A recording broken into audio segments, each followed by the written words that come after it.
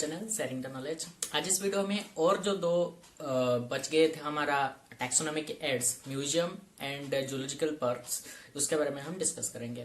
तो what is a museum? Museum is a place, एक जगह है जहां पर क्या होता है, आर्टिस्टिक एंड एजुकेशनल मटेरियल्स को रखा जाता है फॉर डिस्प्ले दिखाने के लिए, ऑब्जर्वेशन के लिए और स्टडी के लिए। ये तीन पर्पज के लिए यहाँ पर मतलब रखा जाता है म्यूजियम में मटेरियल्स। क्यों रखा जाता है? For display, observation and study. ठीक है। तो लेकिन बायोलॉजिकल म्यूजियम जो होता है वो सिर्फ एजुकेशनल इंस्टीट्यूट में होता है, जैसे कि स्कूल एंड कॉलेज। अब हम देखते हैं म्यूजियम का इंपोर्टेंस क्या है, ये कैसा काम करता है, फंक्शन क्या करता है एंड इंपोर्टेंस क्या है। तो it has a record of the object. जितने भी ऑब्जेक्ट होते हैं उनका रिकॉर्ड होता है, मतलब उनका डेट, कब कलेक्ट किया गया, कहाँ से कलेक्ट किया गया, कौन कलेक्ट किया और किस तरह से कलेक्ट किया गया है, प्रोसेस ऑफ एक्विजिशन, मतलब उसको कैसे कलेक्ट किया गया, उस तरह का कुछ रिकॉर्ड भी होते हैं उस ऑब्जेक्ट का। ठीक है। तो हमें यहाँ से एक सोर्स ऑफ इंफॉर्मेशन, यहाँ पर इंफॉर्मेशन भी मिल सकता है। Second, museum need to preserve for longer life. तो ये म्यूजियम जो होता है वो ऑब्जेक्ट को बहुत दिन तक रखने के लिए बनाया जाता है, जैसे प्रिजर्व होकर रहेगा बहुत दिन तक। तो यहाँ पर एक म्यूजियम में रखवाला होता है जिसको हम बोलते हैं क्यूरेटर। क्या बोलते हैं? Curator, the person in charge of the museum. ठीक है।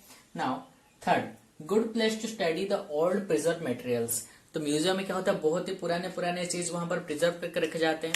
So it is a good place to study old preserve materials. ज्यादातर रिसर्चर्स आगे यहाँ पर स्टडी करते हैं, जो रिसर्च करते हैं। ठीक है। So hold exhibitions to educate the people. यहाँ पर टाइम टू टाइम क्या होता है, एग्जीबिशन होता रहता है और लोगों को एजुकेट करने के लिए। ठीक है। तो इसलिए यहाँ पर एग्जीबिशन रखा जाता है विथ ए थीम। उस एग्जीबिशन का भी थीम होता है एक। ठीक है। So first thing, it has a record. Second, museum preserve करके रखता है, बहुत दिन तक प्रिजर्व करके रखता है। गुड प्लेस टू स्टडी, मतलब एक अच्छा जगह है जहां पर हम पुराने चीजें के बारे में ज्यादा स्टडी कर सकें। ज्यादातर कौन यूज करते हैं? रिसर्चर्स आके यहाँ पर स्टडी करते हैं। होल्ड एग्जीबिशन भी करता है यहाँ पर टाइम टू टाइम। नेक्स्ट, कैसे रखा जाता है म्यूजियम पे, ज्यादा दिन तक कैसे रहता है यहाँ पर? Ways of keeping,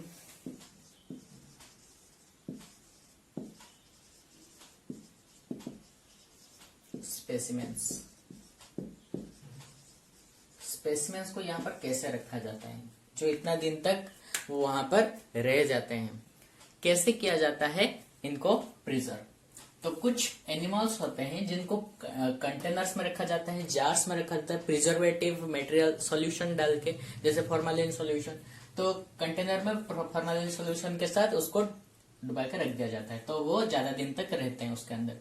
second, dry specimen. कुछ प्लांट और एनिमल्स को क्या होता है, वैसे ही रख देते हैं ड्राई स्पेसिमेन, जैसे हर्बारियम था, ड्राई स्पेसिमेन था। ठीक है। Third, insect boxes. जो इंसेक्ट होते हैं उनको पहले कलेक्ट किया जाता है, मर जाने के बाद उसको बॉक्स में पिन लगा के रख दिया जाता है। ठीक है। थर्ड, इंसेक्ट बॉक्स में उनको रखा गया। Fourth, stopped animals. तो जो ज्यादा बड़े बड़े एनिमल्स होते हैं उनको क्या वैसे रख देंगे? नहीं, वो क्या हो जाएंगे, सड़ जाएंगे। तो इसलिए उनको क्या जाता है, स्टफ किया जाता है। उनका अंदर का जो सब सारा मटेरियल होता है निकाल के उसके अंदर स्टफ किया जाता है, मतलब कुछ मटेरियल भर्ती कर दिया जाता है। जैसे हो गया रुई हो गया। सो एनिमल को प्रिजर्व करने के लिए जो मेथड यूज किया जाता है स्टफिंग, ये एक ओल्ड एंशिएंट मेथड है जिसको बोलते हैं टैक्सीडर्मी। और ये टैक्सीडर्मी जो करते हैं इनको बोलते हैं टैक्सीडर्मिस्ट। क्या बोलते हैं? टैक्सीडर्मिस्ट। समझ में आया? सो स्टफ्ड एनिमल्स जो होते हैं वो लाइफ साइज, मतलब एक्चुअल दिखते हैं, लेकिन वो मरे हुए एनिमल्स का स्किन होता है, जिसके अंदर क्या होता है, कोकोनट हस्क भर दिया जाता है, या कॉटन भर दिया जाता है, या अदर मटेरियल भर दिया जाता है। ठीक है। भर देने के बाद इसको रख दिया जाता है प्रिजर्व करके। ठीक है। ये कौन करते हैं? टैक्सीडर्मिस्ट करते हैं। इस मेथड को बोलते हैं टैक्सीडर्मी। Fifth, skeletons. बड़े बड़े जो बहुत ही बड़े बड़े एनिमल्स होते हैं उनका क्या होता है, स्केलेटन को डायरेक्ट लाके इनका प्रिजर्व करके रख दिया जाता है बॉक्स में, कांच के बॉक्स में रख दिया जाता है, या तो वैसे ही रख दिया जाता है। म्यूजियम में देखे होंगे डायनासोर का स्केलेटन लाके रख दिए होंगे। हाँ, तो इस तरह इनको प्रिजर्व करके रखा जाता है। एक और आइलैंड में है नेचुरल हिस्ट्री म्यूजियम लंदन में है एंड जूलॉजिकल म्यूजियम आम्स्टरडैम में है। ठीक है, ये कुछ 4 था, और भी है म्यूजियम, लेकिन मुझे इम्पोर्टेंट 4 लगा इसलिए मैंने यहाँ पर इसको मेंशन किया। उसके बाद हम देखते हैं जूलॉजिकल पार्क्स। सो जूलॉजिकल पार्क जो होता है वो एक प्रोटेक्टेड जगह होता है वाइल्ड एनिमल्स को, जहां पर प्रोटेक्ट करके रखा जाता है अंडर ह्यूमन केयर।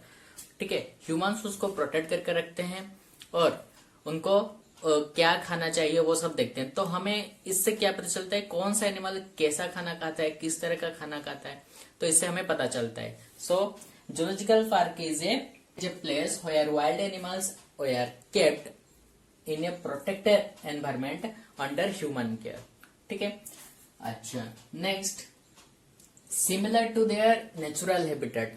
तो कोई भी एनिमल अगर रह रहा है वो उसका एक नेचुरल हैबिटेट होता है। तो जूलॉजिकल पार्क क्या होता है, उनका नेचुरल हैबिटेट की तरह ही होता है जहां पर उनको रखा जाता है। Third, use to study the animals. यहाँ पर जो एनिमल्स रखा था उसको स्टडी पर्पज के लिए भी यूज किया जाता है। लोग आते हैं यहाँ पर, जो स्टूडेंट्स होते हैं, रिसर्चर होते हैं, वो यहाँ पर आते हैं, एनिमल के ऊपर स्टडी करते हैं, देखते हैं और क्या करते हैं। Also made for breeding of rare fauna, मतलब जो एनिमल्स होते हैं वो रेयर होते हैं, मतलब एंडेंजर्ड है, कम हो गए हैं, तो उनको वहां पर ब्रीडिंग करने के लिए भी वहां पर रखा जाता है, इस्तेमाल किया जाता है। जैसे कैसे उनका नंबर इंक्रीज हो, जैसे वो खत्म ना हो कभी, इसलिए वहां पर रख के उनके अंदर उनके बीच में ब्रीडिंग किया जाता है। ठीक है, तो ये होता है जूलॉजिकल पार्क। ये एक प्लेस है जहां पर एनिमल को प्रोटेक्टेड एनवायरमेंट में रखा जाता है अंडर ह्यूमन केयर। वो ह्यूमन क्या करते हैं, उनका खाना पीना सब देखते हैं।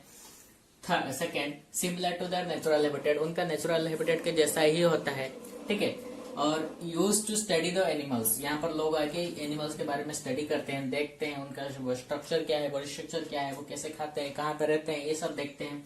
Also made for breeding of rare fauna, जो एनिमल्स खत्म होने के कगार पर है उनके ऊपर स्टडी करके, उनके बीच में ब्रीडिंग करके उनका नंबर कैसे बढ़े, कैसे वो कभी खत्म ना हो, इसके बारे में स्टडी करते हैं। नेक्स्ट आया जूलॉजिकल पार्क जो होता है ये गुड मेंटेनेंस करना चाहिए उसका, इट नीड्स गुड मेंटेनेंस। क्यों? क्योंकि यहाँ पर जो एनिमल्स रहते हैं, बहुत सारे एनिमल रहते हैं, तो आप किसको क्या बीमारी हो जाए क्या बताए, इसलिए इनको रेगुलरली वैक्सीनेट किया जाता है। They are regularly vaccinated. जैसे हम वैक्सीन लेते हैं ना, कोरोना का तो डिजीज चल रहा है, हम वैक्सीन निकाल के ले रहे हैं, रेगुलरली वैक्सीनेटेड करते हैं। किसको? एनिमल्स को, हम नहीं लेते। जूलॉजिकल पार्क्स में एनिमल्स को रेगुलरली वैक्सीन दिया जाता है, जैसे हम लेते हैं वैक्सीन जब हम पैदा होते हैं, हमें बहुत सारे वैक्सीन दिया जाता है रेगुलरली। अभी भी हम वैक्सीन ले रहे हैं, कोरोना का वैक्सीन ले रहे हैं, क्या है, कोवैक्सीन, कोविशील्ड, स्पुतनिक भी, बहुत सारे वैक्सीन निकल गया। तो वैसे ही एनिमल भी वैक्सीन लेते हैं। तो यहाँ पर डॉक्टर रेगुलरली आते हैं उनका चेकअप करने के लिए। उन डॉक्टर को क्या बोलते हैं? Veterinary doctor. ठीक है, तो फर्स्ट हो गया, इसको एनिमल्स को रेगुलरली वैक्सीन दिया जाता है। जूलॉजिकल पार्क को रिक्रिएशनल सेंटर की तरह भी यूज किया जाता है, इसलिए इसमें अच्छा लैंडस्केप किया जाता है, अच्छे अच्छे गार्डनिंग की तरह एनिमल्स को रखा जाता है, पार्क्स बनाया जाता है, इसको अच्छे तरह से मेंटेन किया जाता है और लैंडस्केप भी अच्छा बनाया जाता है, जैसे यहाँ पर और भी लोग अट्रैक्ट होके आया जाए। ठीक है, थर्ड थिंग क्या होता है, सेकेंड थिंग क्या होता है, ये रिक्रिएशनल सेंटर की तरह यूज होता है,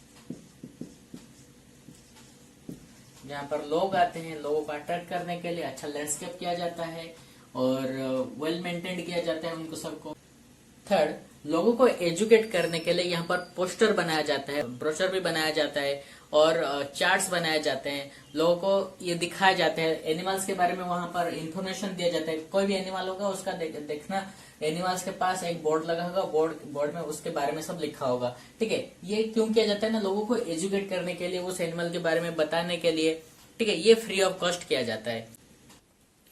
तो बहुत सारे जूलॉजिकल पार्क हैं, जैसे भितरकनिका होगा, सिमलीपाल, कॉर्बेट, डेजर्ट, काजीरंगा, पन्ना।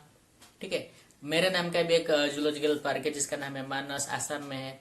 ठीक है, मेरे नाम का भी निकल गया। तो ये सब हो गए नेशनल पार्क का नाम, और भी बहुत सारे हैं, इंडिया में बहुत सारे नेशनल पार्क हैं। नेक्स्ट जो आता है हमारा की क्या है? की एक टूल है, ये एक टैक्सोनॉमिक ऐड है, जैसे हम इसको आइडेंटिफिकेशन करने के लिए यूज करते हैं। सो की is a tool for identification of animals and plants. Animal और प्लांट को आइडेंटिफाई करने के लिए की टूल यूज किया जाता है, ये टैक्सोनॉमिक ऐड है। समझ में आया? सो की इज ए टूल, ठीक है, for identification of plant and animals. Okay, तो ये जो आइडेंटिफिकेशन करते हैं ये सिमिलरिटीज और डिफरेंस के बेसिस पे होता है। जिनके बीच में सिमिलरिटीज होता है वो आइडेंटिफाई हो गए कि वो इसी के साथ सिमिलर है, लेकिन अगर उनके बीच में डिफरेंस है तो ये अलग अलग है। तो ये जो की टूल है ये सिमिलरिटीज और डिफरेंसेस के बेसिस पे इसको हम आइडेंटिफाई करते हैं ये कौन सा एनिमल है और कौन सा प्लांट है। तो ये बनाया किसने है? ये की टूल को बनाया किसने? इसको बनाया कुछ टैक्सोनॉमिस्ट ने बनाया। क्यों बनाया? जो बायोलॉजिस्ट हैं वो जो स्टडी कर रहे हैं कौन सा प्लांट और एनिमल के ऊपर स्टडी कर रहे हैं, उनको आइडेंटिफाई करने के लिए इन टैक्सोनॉमिस्ट ने उनको पहले से दे के चले गए ये की टूल, कि बोला कि ये की टूल है, तुम इसको यूज करो। तुम क्या स्टडी कर रहे हो, कौन सा प्लांट और कौन सा एनिमल के बारे में स्टडी कर रहे हो, उसको आइडेंटिफाई करने के लिए ये की टूल को यूज करो। तो ये जो कीज होते हैं इनका बेसिस क्या होता है? सो कीज का बेसिस क्या होता है? First point, based on contrasting characters. Contrasting characters मतलब जो क्लियरली ऑब्जर्वेबल, मतलब दिख जाता है, जो कॉन्ट्रास्ट होता है, ठीक है। सो ये जनरली पेयर में होते हैं जिनको बोलते हैं कोपलेट, ठीक है। So based on contrasting characters generally in pair, so they are called couplets. Next, second, series of paired questions और descriptions having only two alternatives. तो यहाँ पर क्या होता है, कीज में पूछा जाता है, कीज में क्या होता है, पूछा जाता है, दो क्वेश्चन पूछा जाता है या दो डिस्क्रिप्शन दिया जाता है, लेकिन उसका सिर्फ दो ही अल्टरनेटिव होते हैं, हर एक का दो दो अल्टरनेटिव होते हैं। तो इसमें क्या होता है, हमें कोई एक को चूज करना होता है, दो अल्टरनेटिव में से कोई एक को चूज किया जाता है, ठीक है। अच्छा, next, based on clearly observable features, जो हम क्लियरली ऑब्जर्व कर सकते हैं जिस फीचर को, उसी के ऊपर ही आधारित होता है। मतलब हम देख सकते हैं ये किस तरह दिख रहा है, इसका पैर है कि या पूंछ है क्या, उसका फेसियल फीचर कैसा होता है, तो ये क्लियरली ऑब्जर्वेबल फीचर्स के ऊपर बेस्ड होता है। Next, each statement is called a lead.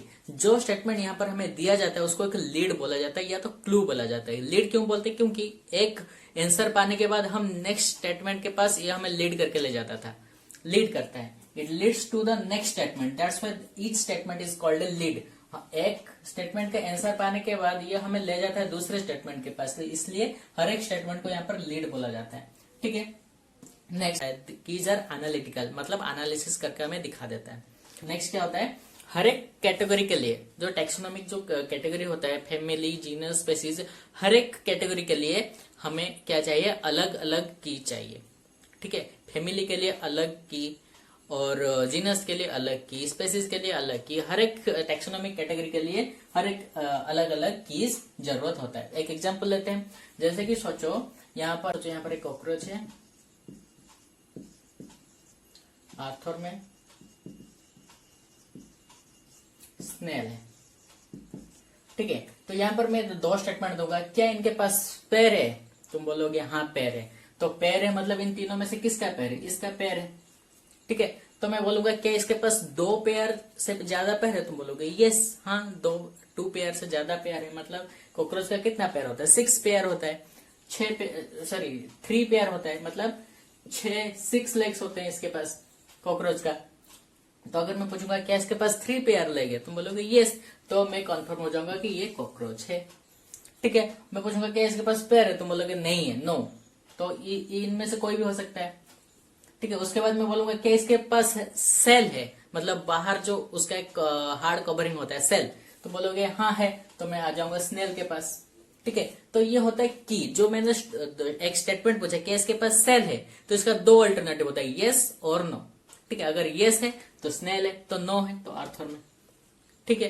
तो ये इस तरह कोई भी एनिमल को हम आइडेंटिफाई करते हैं, एनिमल, प्लांट, कुछ भी, हम इसको आइडेंटिफाई करने के लिए कीज को इस्तेमाल करते हैं। यहाँ पर एक स्टेटमेंट होता है जिसका दो अल्टरनेटिव होता है, यस और नो। एक स्टेटमेंट का अगर हम कोई भी अल्टरनेटिव चूज करते हैं तो ये अल्टीमेटली हमें it leads to the next statement, that's why they are called lead और क्लू, हमें क्लू दिया जाता है। जैसे कि यहाँ पर मैंने बताया कि कॉकरोच क्या इस ऑर्गेनिज्म के पास पैर है, तो ये जो पैर है ये एनालिसिस करके हम बताते थे क्या इसके पास पैर है, क्या इसके पास सेल है, क्या इसके पास पैर है, 2 पेयर से ज्यादा पैर है, ठीक है।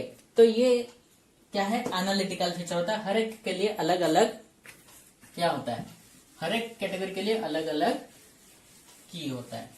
नेक्स्ट हम देखेंगे यूटिलिटी ऑफ सिस्टमेटिक्स। सिस्टमेटिक्स का यूटिलिटी क्या है? So first thing, it helps to identify any organism. Systematic पहले तो क्या है मैं बता देता हूँ, और एक बार लास्ट वीडियो में मैं बताया था। तो सिस्टमेटिक क्या है? Systematic is the scientific study of kind and diversity of living organism. जितने भी लिविंग ऑर्गेनिज्म है वो उनका काइंड एंड डाइवर्सिटी के बारे में स्टडी करना और उनके बीच में रिलेशनशिप क्या है इसको स्टडी करने को बोलते हैं सिस्टमेटिक्स। ठीक है, so it helps to identify any organism. पहले तो ये कोई भी ऑर्गेनिज्म को आइडेंटिफाई करने के लिए हेल्प करता है। Study of economical useful and harmful paste insects, तो ये स्टडी करता है जो इकोनॉमिकल यूजफुल हो, हार्मफुल हो, जो हमें नुकसान पहुंचाता हो, एग्रीकल्चर के लिए भी हो, तो हम इसके बारे में स्टडी कर लेंगे तो ये कौन सा डिजीज फैलाता है और इसको कैसे रोकेंगे ये भी हमें पता चल जाएगा। Next, it reveals the evolutionary significance. ये इवोल्यूशनरी सिग्निफिकेंस को रिवील करता है, कौन सा ऑर्गेनिज्म कहाँ से इवोल्यूशन होके इसका ये ऑर्गेनिज्म आया है, तो ये भी हमें रिवील कर देता है। It provides information in applied science. Applied science क्या है? एग्रीकल्चर हो गया, मेडिसिन साइंस हो गया और हो गया वेटरनरी साइंस, तो इस सब में भी ये इंफॉर्मेशन प्रोवाइड करता है। ठीक है, तो ये हो गया यूटिलिटी ऑफ सिस्टमेटिक्स। तो बहुत सारे यूटिलिटी, इतना ही नहीं है और भी है, इतना ही मैंने यहाँ पर बताया। उसके बाद आया flora. Flora contains the actual habitat and the number of plants found in A given area. कोई भी एक जगह में कितना हैबिटेट है, कितना प्लांट, कितने टाइप का प्लांट वहां पर दिखाई देता है, वो हमें किससे पता चलता है? फ्लोरा से। एक एरिया है, पर्टिकुलर एरिया है, उस पर्टिकुलर एरिया में कितने टाइप का प्लांट स्पेसिस पाए जाते हैं और हैबिटेट होता है, वो कहां से हमें पता चलता है? फ्लोरा से पता चलता है। उसके बाद आया मैनुअल। तो मैनुअल्स क्या है? मैनुअल एक इलाबोरेट रिकॉर्ड है विथ ड्राइंग्स। ड्राइंग के साथ एक इलाबोरेट रिकॉर्ड है जो हमें इंफॉर्मेशन प्रोवाइड करता है। कोई भी ऑर्गेनिज्म एक जगह पे जो मिलता है उसको आइडेंटिफाई करने के लिए, एक जगह है, पर्टिकुलर एरिया है, उस एरिया में कोई भी ऑर्गेनिज्म को आइडेंटिफाई करने के लिए जो इन्फॉर्मेशन चाहिए वो हमें मैनुअल से मिलता है। कैसे ना? मैनुअल्स में रिकॉर्ड होता है, इलाबोरेट रिकॉर्ड होता है विथ ड्राइंग्स, कोई भी ऑर्गेनिज्म को आइडेंटिफाई करने के लिए इन ए गिवन एरिया। ठीक है, सो मोनोग्राफ क्या है? मोनोग्राफ इंफॉर्मेशन प्रोवाइड करता है। मोनोग्राफ इंफॉर्मेशन प्रोवाइड करता है कोई भी एक पर्टिकुलर टेक्शन के लिए। कोई भी एक पर्टिकुलर टेक्शन के लिए इन्फॉर्मेशन कौन प्रोवाइड करता है? मोनोग्राफ। मैनुअल्स क्या करता है? हमें इन्फॉर्मेशन देता है कोई भी ऑर्गेनिज्म को आइडेंटिफाई करने के लिए। सो it is A elaborate record with drawings. Flora क्या है? फ्लोरा कोई भी एक जगह में कितने तरह का हैबिटेट है और कितना टाइप का स्पेसीज, प्लांट स्पेसीज है, वो हमें प्रोवाइड करता है। ठीक है, तो ये हो गया हमारा चैप्टर 1 कंप्लीट। नेक्स्ट वीडियो में हम पढ़ेंगे बायोलॉजिकल क्लासिफिकेशन। अगर आपको वीडियो अच्छा लगे तो शेयर करो, लाइक करो, सब्सक्राइब करो and thank you for watching. This is Manas Prana signing of.